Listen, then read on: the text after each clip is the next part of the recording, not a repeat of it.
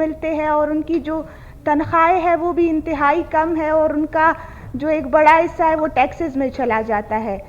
तो मैं गुजारिश करती हूँ कि बलूचिस्तान असम्बली के अरकान की तनख्वाहों में इजाफ़ा किया जाए, चूँकि फ़ेडरल ने और जो बाकी प्रोविंसेस हैं इन्होंने वो इनिशिएटिव ले लिया है। तो मैं आपके तवस्सुत से, इस ऐवान के तवस्सुत से जो है वो कायदे ऐवान से गुजारिश करना चाहती हूँ कि हमारी जो तनख्वाहें हैं उनमें इजाफ़ा किया जाए। है वो 7,05,000 रुपये है अपना।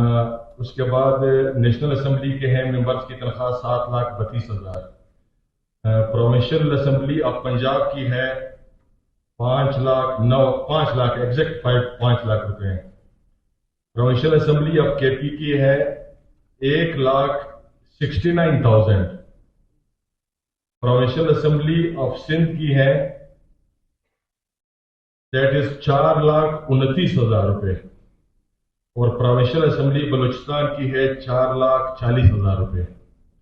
तो 4,40,000 को मद्देनजर रखते हुए सिर्फ प्रोविंशियल असेंबलीज में पंजाब की हमसे थोड़ी सी ज्यादा है, बाकी सबसे हमारी तनख्वाहें ज्यादा है।